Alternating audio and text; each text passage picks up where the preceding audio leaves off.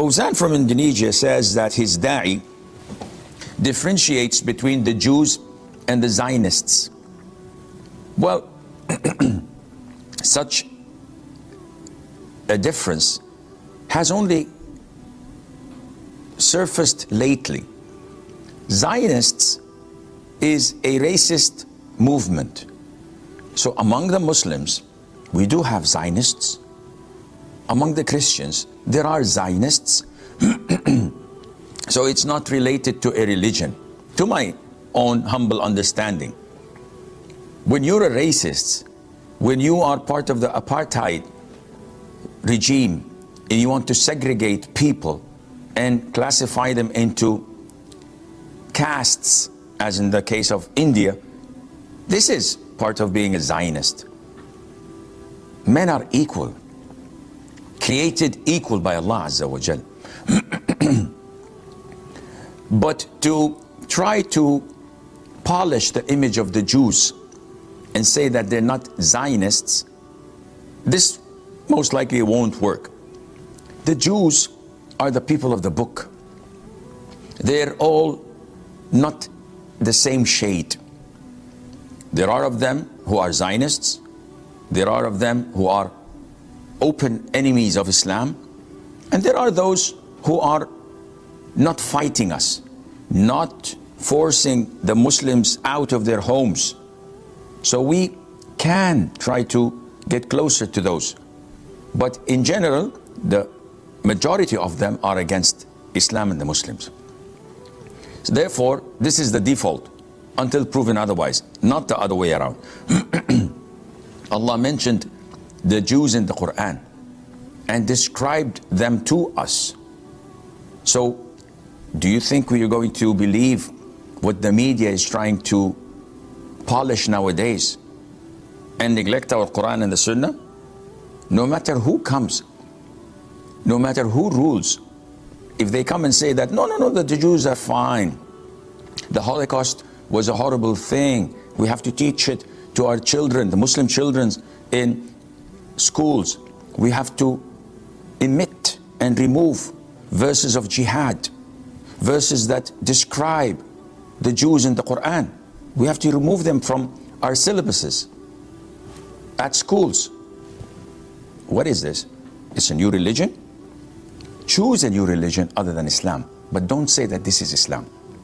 This is all part of the global movement to change Islam, to fine-tune it, to dilute it, so it becomes a liberal religion, not related to Islam, where all religions are okay.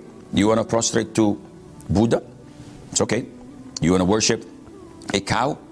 We'll build you a temple. All of this is not part of Islam. Islam is clear, Qur'an and Sunnah. Islam is believed by 2 billion Muslims all over the globe. And it's the fastest spreading religion. No matter what you do, you will not succeed. But here is your role as a Muslim, to stand up in the face of such attempts to change your religion. In wisdom, with knowledge, with peace. Explain to the people that this is not Islam. Explain to the people what the hypocrites are trying to do to infiltrate Islam, to undermine the infrastructure of Islam, to change the conviction and the perception of Muslims about Qur'an and Sunnah, their attempts to destroy our religion. You have to stand up in their face and explain to the world, not to sit idle and say, La hawla wa la quwwata illa billah. First of all, this is one of the main reasons you were prohibited to take the non-Muslims, the Jews and the Christians and those who fall under that category, as awliya, so that your heart would not be inclined to them, which is the case in your case. And it's obvious because you're saying that there are so many of them who are kinder to us than Muslims. This is not the point. The point is you first have to understand what's the meaning of awliya. And there is a difference between al-awliya, who are close allies and confidants, taking them more than the Muslims, and between just being nice and kind to them. So was the Prophet ﷺ kind to the Jews, the Christians, and sometimes the polytheists, the idol worshippers? Yes. He was never rude, sallallahu alaihi wasallam. He was never hostile. And he had, in some occasions, visited the Jews in their own homes, as in the woman who tried to poison him, and as for the boy who used to serve him before he died.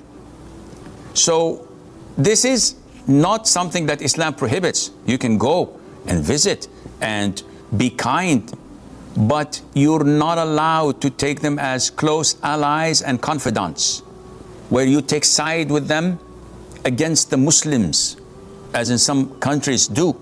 No, our allegiance is to our brethren in Islam, in a religion. Yeah, I may don't like how he acts. I may not like how he behaves, but he's still a Muslim, and I'm ordered to align with him, to be an ally of him, and to be my confidant. While the non-Muslims, we deal with them nicely, we give them gifts in Eid, we treat them nicely, we greet them and we answer their greetings, but we don't hang out with them.